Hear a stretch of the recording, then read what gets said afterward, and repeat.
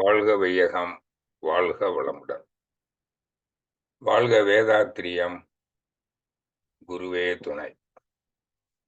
உலக சமுதாய சேவா சங்கத்தின் யாழ் மண்டல தலைவர் உள்ளிட்ட அனைத்து நிர்வாகிகளுக்கும் இந்த யாழ் மண்டல பகுதியிலே ஆசான் அருள் தந்தை வேதாத்திரி மகரிஷி அவர்களின் வழியில் ஆன்மீக அறிவு விளக்கேற்றி அருள் தொண்டாற்றி வரும் ஞானாசிரியர்களே, இந்த சிறப்பு இணையவழி நிகழ்ச்சியிலே கலந்து கொண்டிருக்கின்ற சிந்தனை ஆற்றல் மிக்க சகோதர சகோதரிகளே, நாம் இப்பொழுது ஒரு உயர்ந்த தலைப்பில் சிந்திக்க இருக்கிறோம். ஆன்மீக சாதனை. ஆன்மீக சாதனைனா என்னன்னா, ஆன்மாவை அறிவதே ஆன்மீக சாதனை. ஆன்மாவை அறிந்த மனிதனே உயிர்களை நேசித்து வாழ்வான். அதான் ஆன்மீக வாழ்வு. ஆன்மா என்றால் உயிர் என்று ஒரு பொருள் இருக்கிறது. இன்னொன்னு தெய்வம், கடவுள்.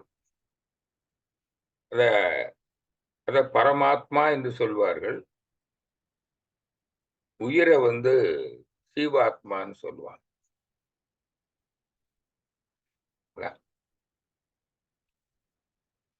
மனிதர்கள்லாம் ஜீவாத்மா. எல்லா உயிரினங்களும், தாவரம், புழு, பூச்சி, ஊர்வன, கால்நடைகள், மனிதன், இதெல்லாம் சீவன்கள் தானே. இதெல்லாம் உயிரினங்கள். அப்ப இதுக்கு ஆன்மான்னு தானே சொல்றோம். ஆன்மான்னா உயிர்னு அர்த்தம். ஒருத்தருக்கு மரணம் வந்துடுச்சுன்னா அது உயிரினம் அல்ல, உயிர் பொருள் அல்ல, சடப்பொருள். அதனால மரணம் வந்தா என்ன சொல்றோம்? உயிர் போயிடுச்சு. அப்ப அது உயிர் அல்ல, உயிர் பொருள் அல்ல. இப்போ உயிர் பொருளுக்கும் சடப்பொருளுக்கும் என்ன வேறுபாடுன்னா, உயிர் பொருளுக்கு உணரும் திறன் இருக்கும். உணர்ச்சி. இந்த அழுத்தம், ஒலி, சுவை, வாசனை, அப்புறம் இன்ப துன்ப உணர்வு, வேற உணர்வு. இந்த அழுத்தம், ஒலி, சுவை, வாசனையை உணர்வதுல ஒரு பொருந்தும் உணர்வு, அது இன்பம். பொருந்தாத உணர்வு துன்பம். அவ்வளவு.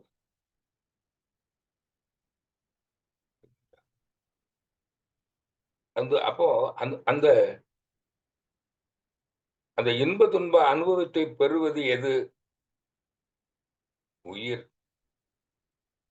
உடம்புல உயிர் இல்லைன்னா இன்ப துன்ப அனுபவம் இல்லையே.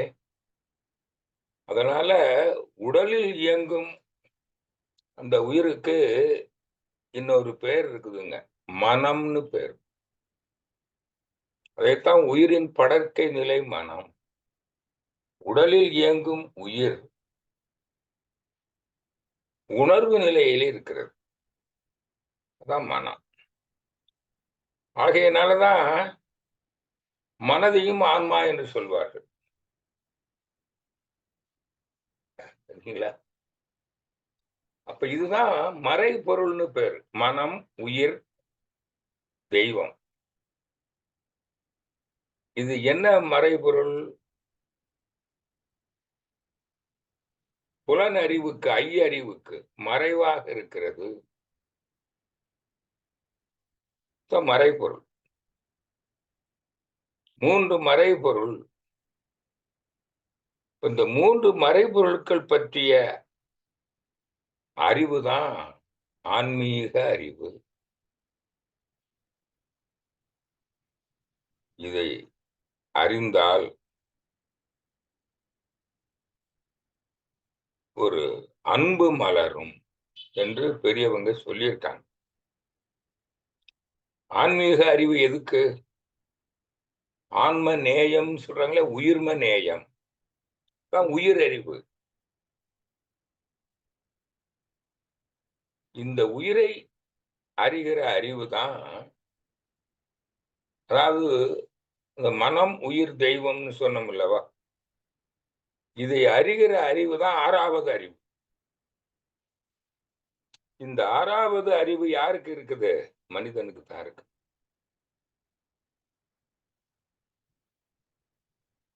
மனிதன் இதை ஏன் அறியணும்னா, இது அறிந்தாதான் அவனுக்கு என்ன வரும்? அன்பு மலரும். ஆன்ம நேயம், உயிர்களை நேசித்து வாழுகிற ஒரு பண்பு மலரும். இப்ப பாருங்க,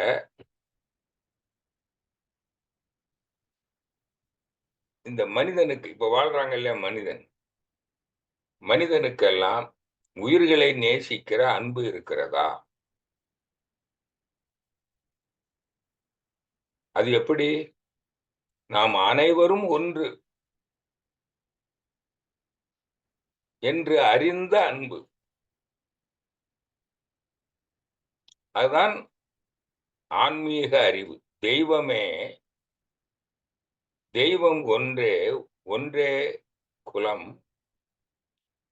ஒருவனே தேவன். தெய்வம் ஒன்றே அனைத்து உயிர்களாகவும் உள்ளது.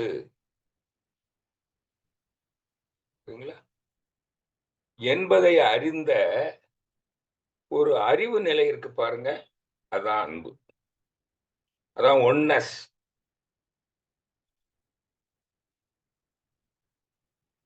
ஓர்மை தத்துவம்.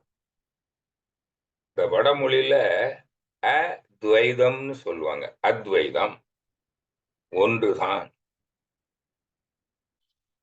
ஏகனே அநேகனானான், அநேகனாக உள்ளான். தெய்வம் ஒன்றே. இப்ப எப்படி ஆயிருக்கு தெய்வம்? எல்லாருக்கும் தெரியும். அதுவும் இலங்கையில இது சிவபூமின்னு சொல்லுவாங்க. சைவ சமயம் ரொம்ப தலைத்து இருக்கிறது.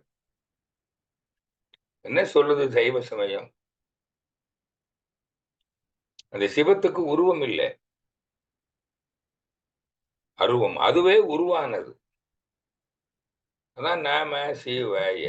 அருவாய் உருவாய் வருவாய். அருவமும் உருவமும்.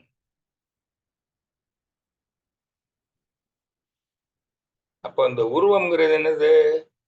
ஐம்பூதங்கள். அதான் நாம சிவாய. அதனாலதான் சிவன் கோயில்ல அந்த கருவறையில லிங்கம் வச்சிருக்காங்க. லிங்கம் என்ன தத்துவம்னு சொல்லுவாங்க? அருவ தத்துவம். அது உருவம் இல்லாதது.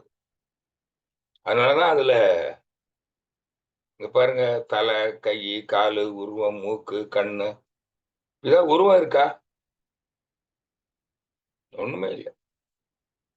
சும்மா ஏதோ ஒரு கல்லு, அதை அப்படியே மழுக்கி வச்சிருக்கிறாங்க. அதுக்கு மேல அதை விளக்குறதுக்கு தான் 5 தலை நாகத்தை வச்சாங்க. அது எழுச்சி பெறுகிறது. இதான் மதுரை சொல்ற, ஆதியனும் பரம்பொருள் மெய் எழுச்சி பெற்று அணுவென்ற உயிராகி அணுக்கள் கூடி காற்றாகி கனலாகி நீராகி நிலமாகி ஐம்பூதங்களாகி வானாகி மண்ணாகி. சரியா போச்சா? அவைகள் முறையாக கூடிதான் உடலாகி, அது ஊனாகி, ஊனாகி உயிராகி. இந்த உயிர்னா உணர்வு நிலை, அதான் மனம். அப்ப உடலுக்கு தான் மனம், உயிர் உடல். அப்ப உயிர்னு சொல்றதும் மனம்னு சொல்றதும் ஒண்ணுதானே. இங்க இலங்கையில, அதுவும் யாழ்ப்பாணத்துல இருக்கிற தமிழர்களுக்கு புரியலன்னா வேற யாருக்கு புரிய போகுதுங்கிறீங்க?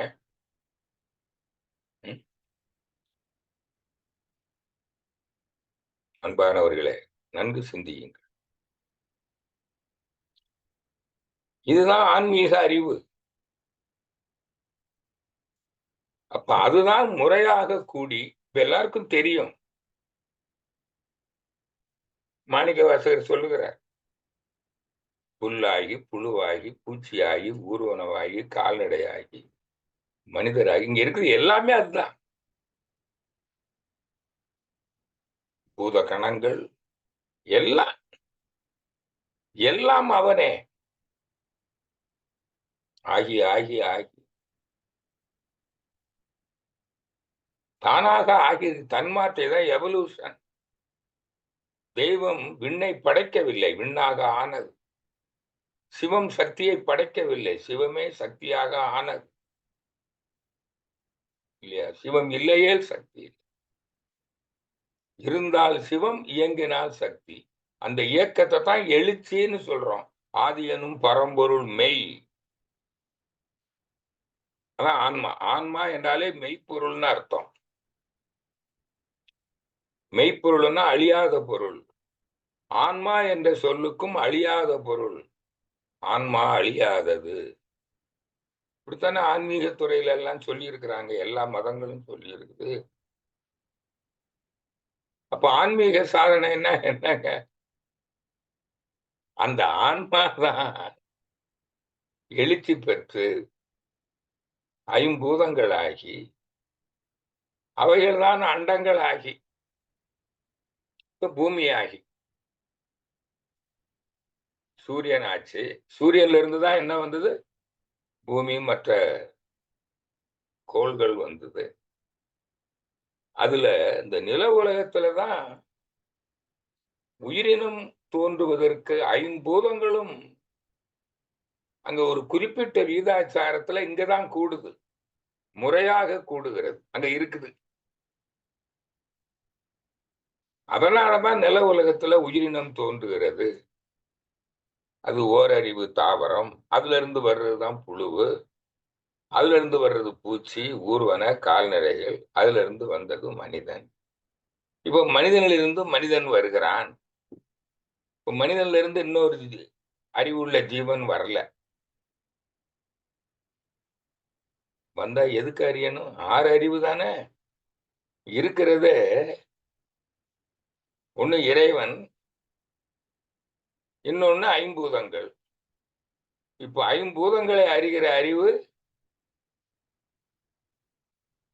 ஐந்தறிவு ஜீவன்களுக்கு இருக்கு, மனிதனுக்கு இருக்கு.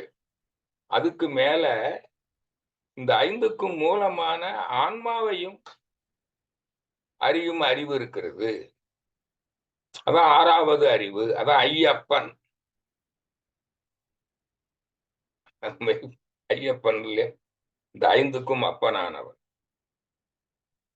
அந்த ஐயப்பனை அறிகிற அறிவு தானே 6வது அறிவு. இல்ல உங்களுக்கு ஏதாவது ஐயம் இருக்குதா? அதான் தன்னை அறிகிற அறிவு. அந்த இந்த இறைவன் தானே என்னவாயிருக்கிறான்? மனிதனாக இருக்கிறான். அப்ப நான் யார்? நான் தெய்வம். நான் ஆன்மா. இப்படி அறிஞ்சுக்கிறான் இல்லையா மனிதன்? இதான் தன்னை அறிகிற அறிவு. இதான் 6வது அறிவு. விலங்கு இப்படி அறியுமா? அறியாது.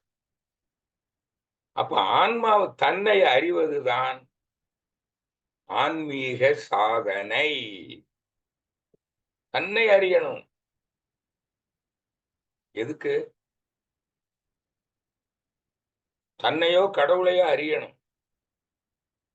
பரமாத்மாவையோ ஜீவாத்மாவையோ அறியணும். அப்படியா? பரமாத்மா ஒன்றே ஜீவாத்மாவாக உள்ளது. உயிர்கள் அனைத்தும் ஒன்றே. ஒன்னஸ். இது தெரிஞ்சா மனிதனுக்கு என்ன வந்துருங்க? அன்பு மலர்ந்து விடும். இப்ப இது தெரியலன்னு வச்சுக்கங்க. 6வது அறிவை கொண்டு ஒருவன் அறியல. அப்ப அவன் ஐயறிவு ஜீவனாகவே வாழுகிறான். இவனுக்கு பிறரை தனக்கு சமமாக மதித்து வாழும் அன்பு இருக்குமா? இருக்குதா? சொல்லுங்க. விலங்குக்கு இருக்குதா? விலங்கு பிறர் வளம் பறித்து தான் வாழும். பாக்குறீங்கல்ல? ஐந்தறிவு ஜீவன் எப்படி வாழுதுங்க? பிறர் வளம் பறிக்கும்.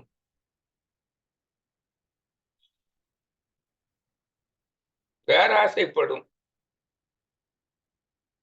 தனக்கு இருந்தாலும் இன்னொருத்தர்கிட்ட இருக்கு பாருங்க. அது எனக்கு வேணும்னே ஆசைப்படுது.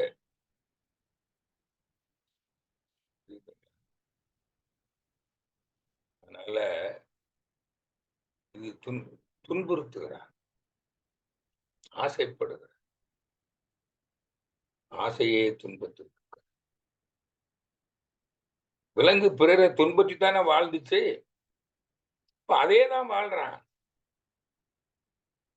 பிறருக்கு துன்பம் தந்தா இவன் துன்பப்படுவானா இல்லையா? எப்படி துன்பம் தர்றான்? பிறர் பொருளை பறிக்கிறான். அப்ப அவன் வேதனைப்படுறான். அந்த வேதனை உனக்கு என்ன ஆகும்? உனக்கு சாபமாயி உனக்கு நோய் வந்துரும். அப்ப நீ துன்பப்படுவல்ல.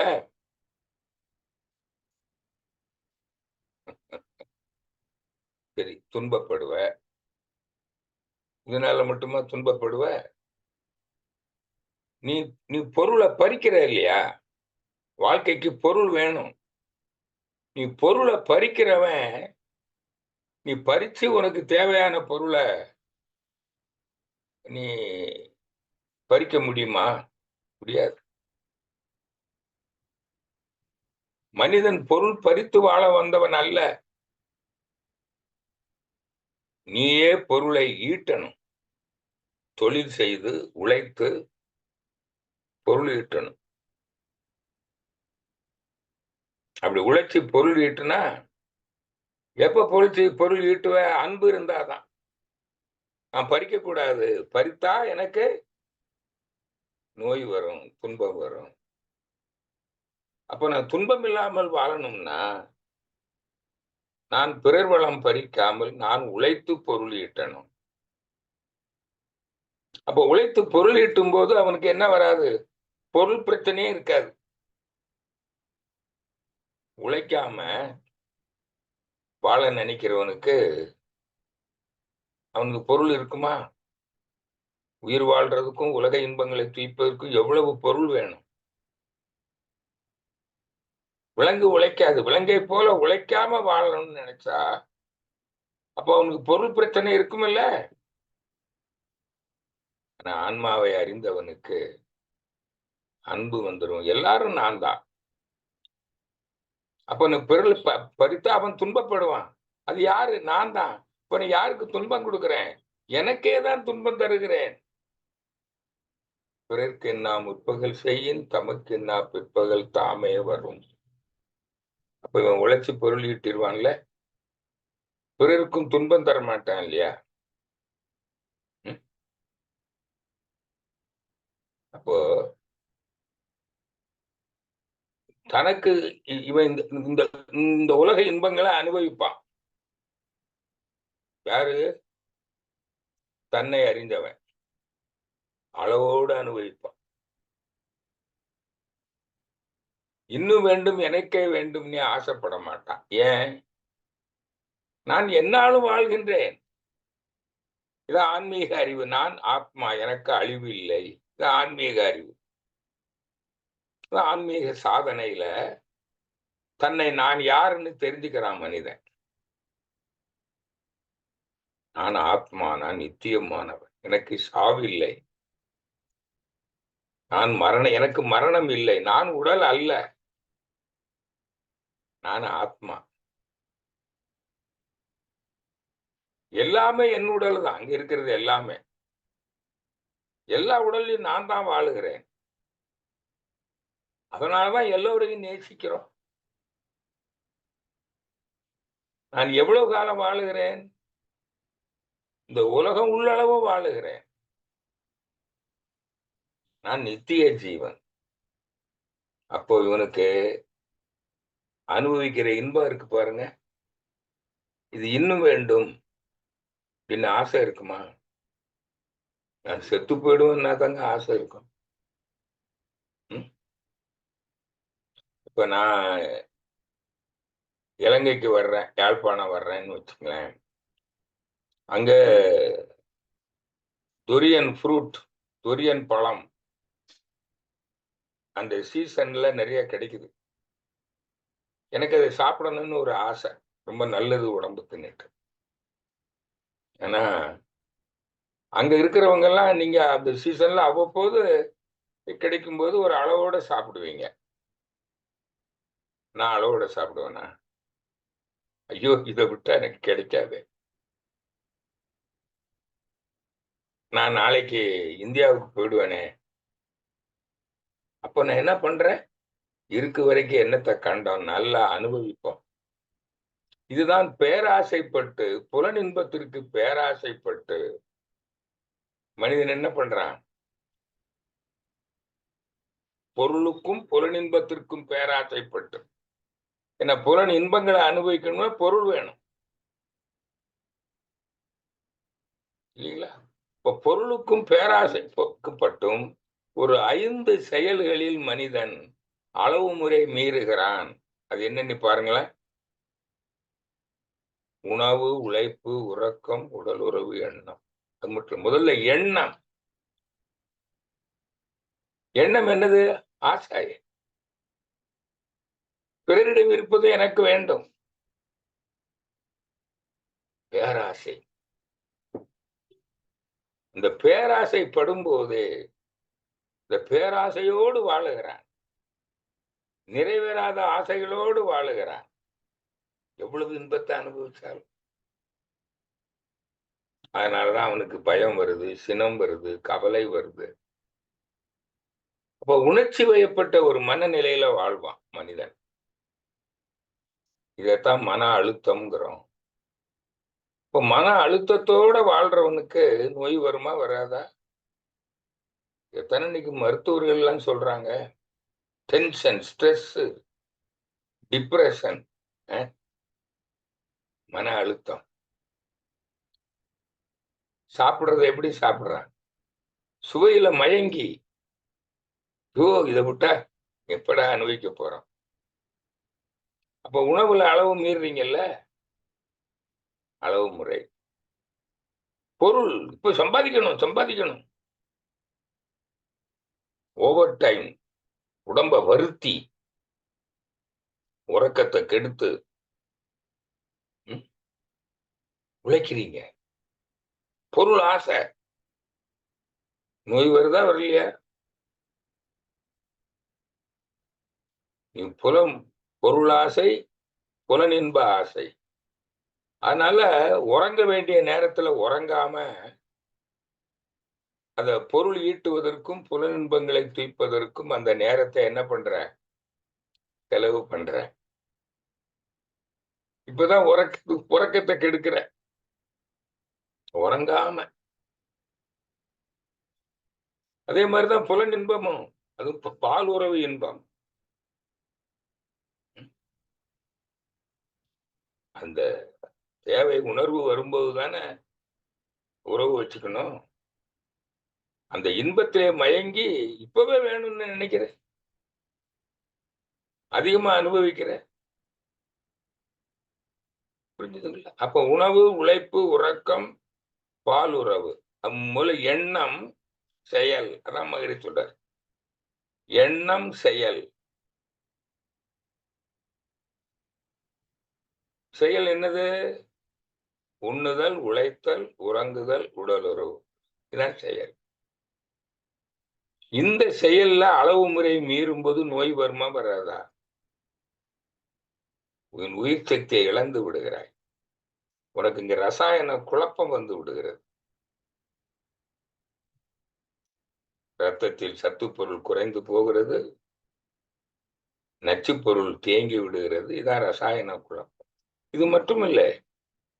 எல்லாருக்கும் சுற்றுப்புற சூழல், சந்தர்ப்ப மோதல், கோள்கள் சஞ்சாரம், கரு அமைப்பு காரணமாகவும் ரசாயன குழப்பம் வரும். அப்போ நோய் வருமா? வராதா? எல்லாருக்கும் நோய் வரும்.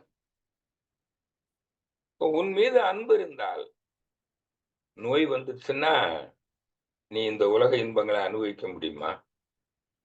பிறருக்கு உதவும் மூல உழைத்து பொருள் ஈட்ட முடியுமா? புலன் இன்பங்களை துய்க்க முடியுமா? பிறருக்கு உதவ முடியுமா? முடியாது.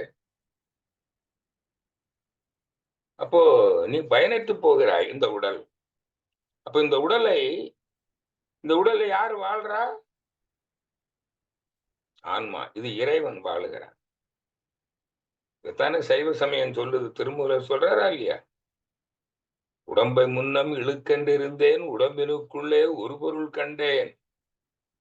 உடம்புளே உத்தமன் கோயில் கொண்டான் என்று உடம்பினை யான் இருந்து ஓம்புகின்றேனே. அப்ப என்ன பண்றேன்? உடம்பை எப்படி ஓம்புறேன்? இந்த உடம்புல ஐம்பூதங்களையும் இந்த ஐம்பூதங்களால் தானே ஆனது தானே உடல். அது தெரிஞ்சு போச்சுல்ல. இப்ப ஆன்மாவை அறிந்தவனுக்கு உடல்னா என்னன்னு தெரியும். அந்த ஐம்பூதங்களையும் நான் சீராக பராமரிக்கணும். நான் இந்த 5ல் அளவு முறை மீறும் போது ஐம்பூதங்களின் சீர்மையை நான் குலைத்து விடுகிறேன். அப்ப அது சீராக பராமரிக்கணும். அப்ப என்ன செய்யணும்? பசிக்கும் போது சாப்பிடணும். தாகம் வந்தா தண்ணி குடிக்கணும். உழைக்கணும். அப்பதான் வெப்பமும் காத்தும் உள்ள வரும் உடம்புக்குள்ள. கூடும். உண்டால் நிலம் கூடும். நீர் அருந்தினால் நீர் கூடும். பராமரிப்பீங்க. இப்ப நிலத்தை பராமரிக்கிறீங்க, நீரை பராமரிக்கிறீங்க, உழைக்கும் போது வெப்பத்தையும் காற்றையும் பராமரிக்கிறீங்க. உயிரை எப்படி பராமரிக்கிறீங்க? உறக்கம், உடல் உறவு எண். இந்த 3லயும் ஒழுங்கு இருந்தாதான் நீங்க உயிரை பராமரிக்க முடியும்.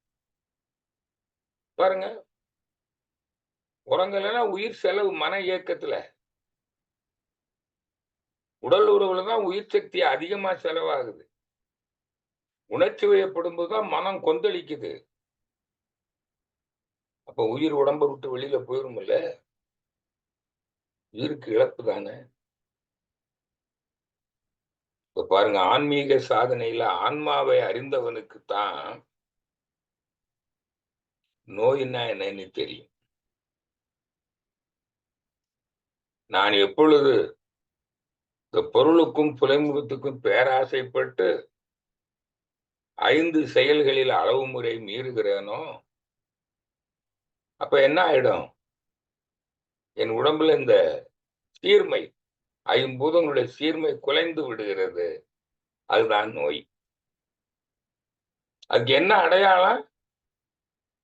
சத்துப்பொருள் குறைபாடு, நச்சுப்பொருள் தேங்கி விடுகிறது. இதான் நோய். இது மட்டும் காரணம் அல்ல. சுற்றுப்புற சூழல், சந்தர்ப்பமேதல், கோள்கள், கரு அமைப்பு. கரு அமைப்புனா இதே செயல் நம்ம முன்னோர்கள் செஞ்சாங்க இல்லையா? அவங்க 5ல் அளவு முறை மீறினாங்க இல்லையா? அது கருத்தொடரா வருது. முன்வினை. அப்போ நோய் வந்துடும். நோய் நாடி, நோய் முதல் நாடி, அது தணிக்கும் வாய் நாடி வாய்ப்பை செயல். இப்ப ஆன்மாவை அறிந்து ஆன்மீக சாதனை செய்தவனுக்கு துன்பம்னா என்னன்னு தெரிஞ்சிடும். நோயின்னா என்ன? நோய். இப்போ நோயின்னா என்ன? நோய் நாடி, நோய் முதல் நாடி, அது தணிக்கும் வாய் நாடி. அப்ப என்ன செய்வான்? அங்க அங்க என்ன நடந்திருக்குது? நோய் வந்த போது சத்து பொருள் குறைஞ்சிருக்குது, கழிவு பொருள் தேங்கி கிடக்குது. அப்ப அது நோயை எப்படி தணிக்கிறது? கழிவு பொருளை வெளியேற்றுவதற்கு உடல் பயிற்சியை கண்டுபிடித்தார்கள் நம்முடைய சித்தர் பெருமக்கள், தமிழ் சித்தர்கள். அவங்கதான் எல்லாமே கண்டுபிடிச்சு தமிழர்கள். யாழ்ப்பாணம் தமிழர் பகுதி தானே. அந்த குமரி கண்டத்துல கடலுக்குள்ள மூழ்கினது போக, ஒரு பகுதி இலங்கையா இருக்குது, இன்னொரு பகுதி இங்க தமிழ்நாடா இருக்குது. நமக்கு தெரியலன்னா வேற யாருக்கு தெரிய போகுதுன்றீங்க? வள்ளுவர் சொல்றார், நோய் நாடி, நோய் முதல் நாடி அது. அதுக்குதான் உடற்பயிற்சி செய்யணும். அதான் சித்தர்கள் கண்டுபிடிச்சாங்க. எல்லாருக்கும் அவசியம். எல்லாருக்கும் அவசியம். நோய் மட்டுமல்ல, வயோதிகமும் தள்ளி போடும். ஆயுள் நீளும். அப்ப நோய் எல்லாருக்கும் வரும். நோயை தணிக்கணும். நோய் வராம இருக்காது. இந்த உலகத்துல பிறந்தாலே எல்லாருக்கும் நோய். அப்ப இந்த சத்து பொருளை எப்படி ஈடுகட்டுறது? அதுக்குத்தான் உணவும் அதுவே, மருந்தும் அதுவே. காயகல்ப பயிற்சி. அந்த உடலுக்கு இந்த 5 அளவு முறை மீறினதுனால நம்ம உடம்புக்கு கிடைக்க வேண்டிய உயிர் சத்து அளவு தரம் குறைஞ்சு போச்சுல்ல. அது ஈடுகட்டுறதுக்கு தானங்க காயகல்ப பயிற்சி. அப்ப ஆன்மாவை அறிந்தவன் அவனுக்கு ஆசை இருக்கு. பேராசை எல்லாம் வராது இல்ல. அப்ப மன அமைதியத்தானே இயங்கும். அவனுக்கு ஏது டென்ஷன்? ஆன்மாவை எப்படி அறிஞ்சான்? தவம் செஞ்சுதான் அறியணும். அதான் தவம் செய்யும் போது மனம் அமைதி அடைகிறது. மனம் உணர்ச்சி வசப்படாது. மூளை செல்கள் எல்லாம் திருத்தி அமைக்கப்படுகிறது. அப்ப ஆன்மீக சாதனையாளருக்கு மனம் எப்பொழுதும் அமைதியினிலே இயங்கும். அப்ப அவர் என்ன செஞ்சா போதும்? முடிந்த வரையில 5 அளவு முறை காக்கணும். 2 ஒழுக்க பண்பாடு, அதாவது யாருக்கும் துன்பம் தராமலும் வாழணும். அதான் ஒழுக்கம். அதான் தனக்கோ பிறருக்கோ தற்காலத்தோ பிற்காலத்தோ உடலுக்கோ மனதுக்கோ துன்பம் தராமல் வாழ்வான். அப்படி வாழ்றதுக்கு அன்பு வேணும். அதான் ஒழுக்கம். அப்ப ஆன்மாவை அறிந்தவனுக்கு அன்பு மலர்ந்து விடும் அல்லவா? இந்த அன்பு மலர்ந்தாதான் நீங்க 5 அளவு முறை காப்பதில் விழிப்போடு செயல்படுவீர்கள். பிறருக்கு துன்பம் தராமல் வாழ்வீர்கள். அதுல விழிப்போடு இருப்பீங்க. அவேர்னஸ். அப்புறம் உடற்பயிற்சி செய்வீங்க, காயகல்பம் பண்ணுவீங்க. அப்போ நோய் வேறு காரணத்தினால சுற்றுப்புற சூழல் முன்வரைக்காக வந்தா நோய் என்ன ஆயிருங்க? எளிதாக தணித்து விடுவீர்கள். அது போகும் வரை தணித்து விட்டாலே நமக்கு துன்பம் இல்லை. ஒரு நாள் போயிடும். அதுவரையில நோய் இருந்தாலும் அந்த நோய் நமக்கு துன்பமாக இருக்காது. சரிங்களா? அதான் ஏற்றுக்கொள்வான், தாங்கிக் கொள்வான். ஞானிகளுக்கு நோய் வரும். அவர்கள் அதை தனித்து தாங்கிக் கொள்வார்கள். இது வரைக்கும் வந்திருக்குதா இல்லையா? யாழ்ப்பாணத்துல யோகர் சுவாமிகளுக்கு வரல. நான் யோகர் சுவாமியுடைய வாழ்க்கை வரலாறு படிச்சிருக்கிறேன் யாழ்ப்பாணம் வந்த போது. அவருக்கே நோய் வந்தது. அவரே சொன்னாரு, ஞானிகளுக்கும் வரும். ரமணருக்கு வரலையா? ராமகிருஷ்ணருக்கு வரலையா? எனக்கு வரலையா? வந்திருக்கு. அதை நான் தாங்கிட்டு தானே இருக்கிறேன். அதான் ரமணர் சொன்ன மாதிரி அந்த நோய் என்னில் இல்லை. நான் மனம், அறிவு, நான் ஆத்மா. என் உடலில் இருக்கிறது. நான் உடல் அல்ல. அதனாலதான் சொல்லுவாங்க, ஞானிகள், தன்னை அறிந்த தத்துவ ஞானிகள், ஆன்மாவை அறிந்த ஆத்ம ஞானிகள், மெய்ப்பொருளை அறிந்த மெய்ஞானிகள் எப்படி கருதுவாங்களா? என் உடலில் இருக்கிறது, நான் உடல் அல்ல. அந்த நோய் அவர்களுக்கு புலன் இன்பங்களை துய்ப்பதற்கோ பிறருக்கு உதவுவதற்கோ அது தடையாக இருக்காது. என்னைக்கு உதவ முடியவில்லையோ அன்று அவர்களுக்கு அவருடைய உடலுக்கு மரணம் வந்துவிடும். அந்த நோயாலேயே மரணம் வரும். அதனால ஞானிகளுக்கு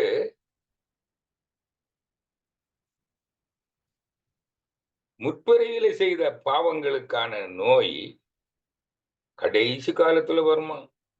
அது வர்றது நல்லது. வந்தா மரணப்படுக்கையில அதிக நாள் இருக்க மாட்டாங்க. ஏதோ கொஞ்ச நாள் இருப்பாங்க. அதுவும் அவங்களுக்கு துன்பமா இருக்காது. அதிக நாள் இருந்தா இருக்கிறவங்களுக்கு கஷ்டம். அதனால யாருக்கும் கஷ்டத்த குடுக்காம என்ன பண்ணிடுவாங்க? சீக்கிரம் போயிருவாங்களாம். இது பார்க்கிறோமா இல்லையா அனுபவத்துல? அன்பானவர்களே. இப்ப பாருங்க ஆன்மீக சாதனைன்னா என்னன்னு தெரிஞ்சு போச்சுல்ல. தன்னை அறிதல், கடவுளை அறிதல். எதுக்கு? அன்பு மலர. அன்பு மலர்ந்தால் அறவாழ்வு இயல்பாகிவிடும். ஒழுக்கம். அப்போ ஒழுக்கம். அப்போ 5 அளவு முறை காப்பதில் விழிப்போடு இருப்பதும், பிறருக்கு துன்பம் தராமல் வாழ்வதும் ஒழுக்கம். அது மட்டுமல்ல, உடல் பயிற்சி, காயக்கல்ப பயிற்சி செய்வதும் ஒழுக்கம்.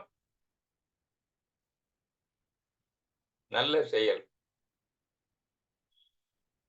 ஆன்மாவை அறிந்தவர் தனக்கும் பிறருக்கும் நல்லதை செய்து நலமாக வாழ்வார்கள். எப்படி வாழ்வாரு? உடல் நலத்தோட வாழ்வான். சரி, தன்னை அறிந்தவனுக்கு அன்பு இருக்கு இல்லைங்களா? பிறர் வளம் பறிப்பானா? உழைச்சி பொருள் ஈட்டிடுவான். பொருள் இல்லாதவனுக்கும் கொடுத்துருவான். அப்ப அடுத்தவன் விட திருட மாட்டான். உனக்கு பொருள் இருக்கும். நீ தேவைக்கு மேலேயும் சேர்த்து வைக்க சொத்து சேர்க்க மாட்ட, பதுக்க மாட்ட. உனக்கு தேவையான பொருள் எப்பவும் வந்துகிட்டே இருக்கும். அப்பதான் நிறை செல்வம். பொருள் பிரச்சனை இல்லாம வாழ்வீங்கல்ல. இப்ப ஆன்மாவை அறிந்து ஆன்மீக சாதனை புரிந்தவர்கள் உடல் நலத்தோடு வாழ்வார்கள். நிறை செல்வந்தராக உடல் நலத்தோடு நீண்ட காலம் வாழ்வார்கள். அதான் உடல் நலம் நீளாயுள். இப்ப நிறை செல்வந்தராக வாழ்வார்கள். இந்த அன்பு இருக்கிறவன் யாருக்கும் துன்பமும் தரமாட்டான். பிறர் துன்பம் போக்கும் அன்பு இருக்குது இல்லையா? கருணை. அப்போ துன்ப பொருளுக்கு உதவுவானா இல்லையா? அந்த ஆன்மாவை அறிந்தவனுக்கு அந்த அறிவு இருந்ததுன்னு வச்சுக்க. அறிவினால ஆகுவதும் உண்டோ? பிரிது நோய் தன்னோய் போல் போற்றா கடைன்னு வள்ளுவர் சொல்றார். இந்த ஆன்மாவை அறிந்தவனே அறிவுடையவன். தன்னை அறிந்தவனே தத்துவ ஞானி. மெய்ப்பொருளை அறிந்தவனே மெய் ஞானி. அவனே அறிஞன். அறிவை அறிந்த அறிஞன். அந்த அறிவுடையார் எல்லாம் நமக்கு உண்மைதானே? அறிவினால் ஆகுவது உண்டோ? பிரிதின் நோய் தன்னோய் போல் போற்றா கடை என்கிறார்கள். இந்த ஆன்மாவை அறிந்தவனுக்கு அன்பும் கருணையும் ஊற்றெடுக்கும். வாடிய பயிரை கண்ட போதெல்லாம் வாடுவான். எல்லா உயிரும் தன்னுயிர் போலே போற்றி மகிழ்ந்தாரே இயேசு பிரான்.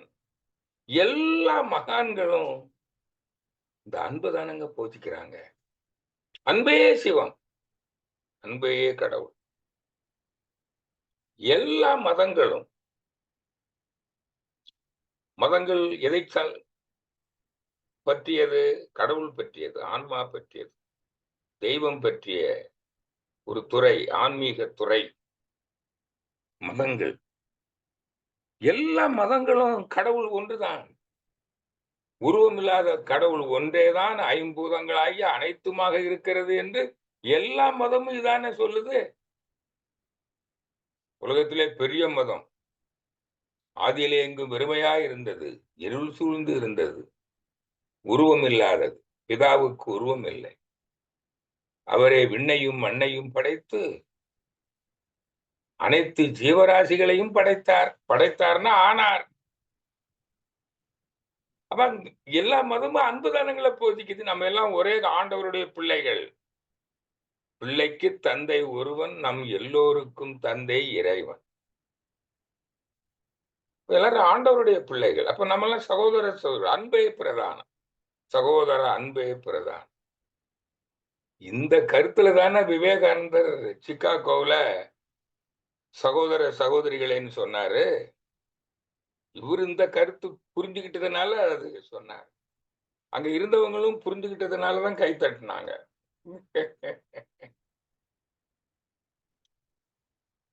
அன்பு இருந்தா தானாடாவிட்டாலும் சதையாடும். அன்பு வேறு, கருணை வேறு அல்ல. பிறருக்கு துன்பம் தராமல் வாழ். தனக்கும் பிறருக்கும் துன்பம் தராமல் வாழும் பண்புக்கு பேரு அன்பு. துன்பம் போக்கி வாழும் பண்புக்கு பேரு கருணை. இப்ப உடல் பயிற்சி, காயகல்ப பயிற்சி செய்யறதும் அன்புதான். அது கருணை. புரிஞ்சுதுங்களா? இப்ப சொல்லுங்க, ஆன்மாவை அறிந்தவர்களுக்கு உடல் நோய் துன்பம் இருக்குமா? பொருள் நீண்ட நாள் வாழ்வதில் ஏதாவது பிரச்சனை இருக்குமா? பொருள் பிரச்சனை இருக்குமா? தீராத பிரச்சனை தான் கவலை. கவலை இருக்காது. உறவு பிரச்சனை இருக்குமா? மன நிறைவு பிரச்சனை இருக்குமா? இந்த உடல் ஒரு நாள் அழிய போகுது.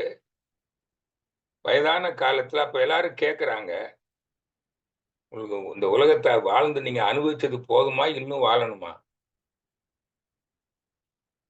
எல்லாம் அனுபவிச்சீங்கல்ல. பொருள் உறவு, பால் உறவு, இன்னும் ஆசை இருக்கா? கேட்டா என்ன சொல்லுவீங்க? எனக்கு ஆசை இல்ல. பொருள் புகழ் செல்வாக்கு புறநின்பம் நான்கும் இன்னும் வேண்டும், எனக்கே வேண்டும் என்ற ஆசை இல்லை. ஏன்? நீங்க தானே அனுபவிச்சுட்டீங்களே. இன்னும் அனுபவிக்க போறீங்க. இருக்கிறவங்க எல்லாரும் நீங்க தானே. எனக்கு அப்ப நீங்க சொல்வீங்க, எனக்கு மரணமே இல்லையே, அதனாலதான் எனக்கு ஆசை இல்லை. நான் எந்நாளும் வாழ்கின்றேன். நித்திய ஜீவ வாழ்வு. அப்ப நான் உலக இன்பங்களை அளவோடு அனுபவிப்பேன். துன்பம் இல்லாமல் வாழ்வேன். நல்லா புரிஞ்சுக்குங்க. அளவுக்கு உடல் தாங்கும் ஆசைப்பட்டு பொருளுக்கும் புகழுக்கும் அதிகாரத்திற்கும் புலனின்பத்திற்கு ஆசைப்பட்டு, பொருளுக்கும் புலனின்பத்திற்கும் ஆசைப்பட்டு உடல் தாங்கும் அளவுக்கு மேல் உலக இன்பங்களை அனுபவித்தால் அது உடலுக்கு துன்பம். பொருள் பற்று, மக்கள் பாசம், புலனின்ப ஆசை. இந்த பற்று, பாசம், ஆசையோடு வாழ்ந்தால் அந்த மனம் என்னப்படும்? துன்பப்படும். அந்த ஆசையின் இருப்புக்கு என்ன அடையாளம்? யாருக்கு? பேராசை, சினம், கடும்பற்று, முறையற்ற பால் கவர்ச்சி, உயர்வு தாழ்வு மனப்பான்மை, வஞ்சம் ஆகிய 6 தீய குணங்களும் இருக்கிறதோ அவருக்கு என்ன இருக்குதுங்க? பேராசை இருக்குதுன்னு. நிறை மனம் இல்லை, மன நிறைவு இல்லை, சாட்டிஸ்பாக்சன் இல்லை, அதுதான் அமைதி இல்லை, மன அமைதி இல்லை, மன நிறைவு இல்லை. இப்ப ஆன்மாவை அறிந்தவனுக்கு மன நிறைவு இருக்குமா இல்லையா? இதைத்தான் வடமொழியில ஆத்ம சாந்தி. அவர் வாழுங்காலத்திலேயே, இந்த உடலில் வாழும் காலத்திலேயே அவருடைய ஆன்மா சாந்தி அடைந்து விடும். அப்ப அவருக்கு துன்பம் இருக்குமா வாழுங்காலத்துல? இப்ப ஒருவர் ஒரு சின்ன வயசுலயே பயிற்சி எடுத்துட்டார். ஒரு 15 வயசுல இப்ப கொடுக்குறோம் அல்லவா? அவரு ஒரு வருஷத்துல நீங்க ஆன்மாவை அறிஞ்சிடலாம். திருமூலர் சொல்றார். சரி வேண்டாம். ஒரு 30 வயசுல நீங்கள் ஆன்மாவை அறிந்து விட்டீர்கள். அன்னையில இருந்து உங்களுக்கு துன்பம் வருமா? சொல்லுங்களேன். வாழ்நாள் முழுத இன்பம் தான், துன்பமே இல்லை, எந்நாளும் இன்பமே. அப்போ துன்பம் இல்லாத வாழ்வு, நீடித்த இன்ப வாழ்வு, இதுதானங்க அமைதி வாழ்வு. அமைதி வாழ்வு என்பதும் பேரின்ப வாழ்வு என்பதும் நீடித்த இன்ப வாழ்வு என்பதும் ஒன்றுதானே ஐயா. துன்பம் இல்லாத வாழ்வே இன்ப வாழ்வு, அதுவே பேரின்ப வாழ்வு, அதுவே அமைதி வாழ்வு. அப்ப இந்த ஆன்மாவை அறியறதுக்கு என்ன செய்யணும்? ஒரே சாதனை, அதுதான் தவம். அப்ப ஆன்மீக சாதனை எதுக்கு? அமைதி வாழ்வுக்கு. அப்ப அமைதிக்கு ஆன்மீக சாதனை, ஆன்மீக சாதனைக்கு என்ன செய்யணும்? ஆன்மாவை அறிய அகத்தவம், அதுதான் தியானம் என்று வடமொழியில சொல்றோம். அதைத்தான் இன்னைக்கு ஐக்கிய நாடுகள் எல்லாரும் சொல்லி இருக்கிறோம். ஆனா ஒரு ரொம்ப நல்ல ஒரு மகிழ்ச்சியான செய்தி, ஐக்கிய நாடுகள் சபை டிசம்பர் 21ஆம் தேதியை, இப்பதான் 7 நாள் தான் ஆச்சு, அகில உலக தவ நாளாக, தி மெடிடேஷன் டே, இன்டர்நேஷனல் மெடிடேஷன் டே அறிவிச்சிருச்சு. அது எதுக்குன்னு சொல்லி இருக்குது. நம்ம இந்திய நாட்டு பிரதிநிதி சொல்லியிருக்காரு. இந்த தீர்மானத்தை கூட கொண்டு வந்தது நம்முடைய நாடு, நம்முடைய பாரத நாடு, பாரத நாட்டு தலைவர், அவர் மதிப்புக்குரிய பிரதம அமைச்சர், பிரதம மந்திரி, பிரைம் மினிஸ்டர் மிஸ்டர் மோடி. அதுக்கு இலங்கையின் மற்ற பிற நாடுகள் எல்லாம் இந்த தீர்மானத்துக்கு ஆதரவு தெரிவித்து ஐக்கிய நாடுகளின் சபை இந்த டிசம்பர் 21, அதாவது இந்த சூரியன் உத்தராயணம்னு சொல்றாங்க, வடக்கு நோக்கி அது திரும்ப தொடங்கி இருக்கிறது. அது ஒரு குறிப்பிட்ட ஒரு முக்கியமான நாள். எப்படி ஜூன் 21 அகில உலக யோகா தினமாக, அது வந்து உடலுக்கு கொடுக்கிற பயிற்சி, இது மனசுக்கு கொடுக்கிற பயிற்சி. புரியுதுங்களா? அது உடலுக்கு கொடுக்கிற பயிற்சி, இது மனசுக்கு கொடுக்கிற. இதான் யோகா. உடலுக்கு மட்டும் பயிற்சி கொடுத்து பயன் இல்லை. இதான் ஆன்மீகம். ஆன்மாவோடு பரமாத்மா தான் ஜீவாத்மா என்று உணர்ந்து கொள்வதற்கு அந்த ஜீவாத்மாவாகிய மனதை பரமாத்மாவுடைய இறைநிலையோடு அறிவோடு இணைக்கும் மனப்பயிற்சி. எப்படி? ஆற்று நீர் கடல் நீரோடு இணைந்து விட்டால் அது விளங்கிக் கொள்ளும். அது இரண்டும் சமாதி நிலை, ஆதிக்கு சமநிலையை அடையும் போது அந்த ஆற்று நீருக்கு என்ன விளங்கிடுது? நான் கடல் நீர். இதான் தவத்துல சமாதி நிலையை நாம் அடையும் போது அதுதான் ஆன்மீக சாதனை. நாம் உணர்ந்து கொள்ளுகிறோம், விளங்கிக் கொள்கிறோம். சந்தேகம் இதான் பிராக்டிக்கல் அண்டர்ஸ்டாண்டிங், கன்ஃபர்மேஷன். நான் கடவுள், நான் ஆத்மா என்று விளங்கிக் கொள்ளுகிறோம். அதற்கு தான் தவம்ங்க. இந்த தவம், இதுக்கு முன்னாடி முன்னோர்கள் எத்தனையோ வகையில தவம் கத்துக் கொடுத்தாங்க. ஆனா அதையெல்லாம் விஞ்ஞான காலத்துக்கு ஏற்ப எளிமைப்படுத்தி, விஞ்ஞானிகளை எளிமைப்படுத்தி, அது இன்னைக்கு மனவளக்கலையில 3 மாத கால பயிற்சியில் தெய்வ நிலையை நீங்கள் விளங்கிக் கொள்ளலாம். அதன் பிறகு இறைநிலை தவம் என்று ஒரு தவம் கற்றுக் கொடுக்கிறோம். அதை செய்து ஓராண்டு காலத்திற்குள் இறைநிலையை உணரலாம், ஆன்மாவை அறியலாம், ஆன்மீக சாதனை புரியலாம். இதுவே வெற்றி என்று கூறி இந்த ஆன்மீக சாதனையாளர் எப்படி வாழ்வாருங்க? உடல் நலத்தோடு நீண்ட ஆயுளோடும் வாழ்வார், நிறை செல்வந்தராக வாழ்வார், உயர் புகழோடு வாழ்வார், மன நிறைவோடு, அதான் மன அமைதியோடு வாழ்வார். அதுக்கு தான் என்ன வேணும்? ஆன்மாவை அறியணும். அதான் மெய்ஞானம் ஓங்கி வாழ்வோம்.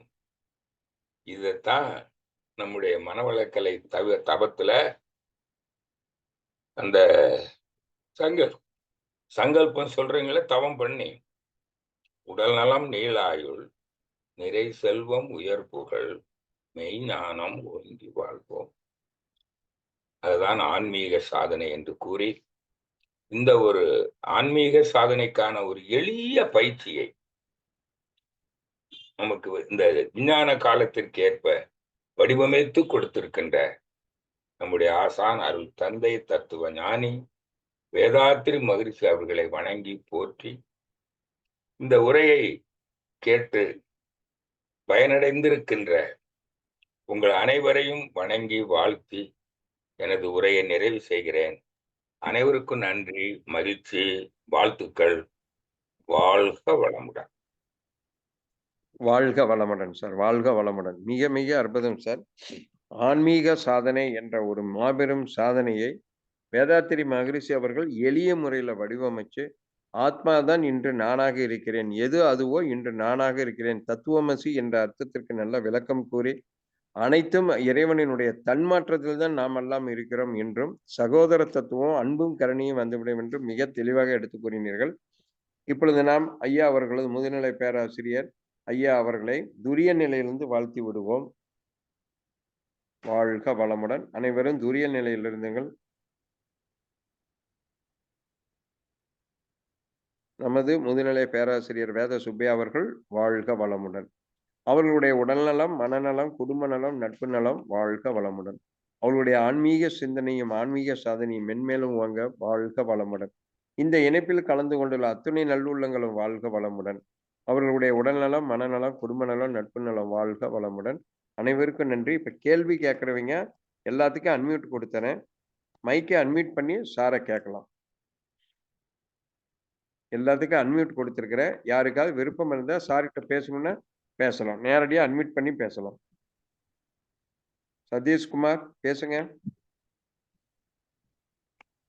வாழ்க வளமுடன். சதீஷ்குமார் மைக்கை அன்மியூட் பண்ணி. வாழ்க வையகம், வாழ்க வளமுடன். நாங்கள் அக்காவரம் ஈரோடு அறிவு திருக்கோயிலிருந்து பேசுறேன். வாழ்க வளமுடன் சார். மைக்கை அன்மியூட் பண்ணிக்கிங்க சார். வேத சுப்பியா சார், நீங்க மைக்கை அன்மியூட் பண்ணுங்க. எல்லாத்துக்கும் அன்மியூட் கொடுக்கும். உங்களது மியூட் ஆயிருச்சு சார். அப்படியா? சரி, சரியாச்சு.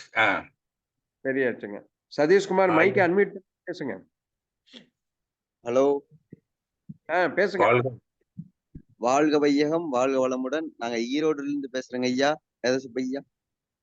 மகிழ்ச்சி. நான் பிரம்மஞானத்திலேயே உங்க ஸ்பீச்சை கேட்டிருக்கிறேங்க ஐயா. அப்புறம் இன்னைக்கு மீட்டிங் கேள்விப்பட்டு இன்னைக்கு வந்தேங்க ஐயா. உங்க உரை மிக நன்றாக உள்ளதுங்க ஐயா. மனசுக்கு ஒரு நிறைவா இருந்ததுங்க ஐயா. வாழ்க வையகம், வாழ்க வளமுடன்.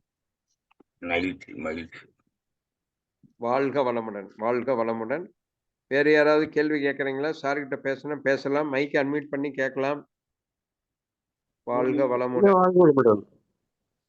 சார்கிட்ட பேச. ஐயா பேசுனதுக்கு அப்புறம் கேள்வி வருங்களா? அவ்வளவு தெளிவான விளக்கத்தை கொடுத்திருக்காருல்ல. வாழ்க வளமுடன்.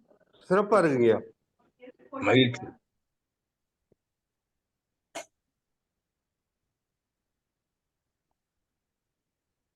வாழ்க வளமுடன். வேற யாராவது பேசுறீங்களா?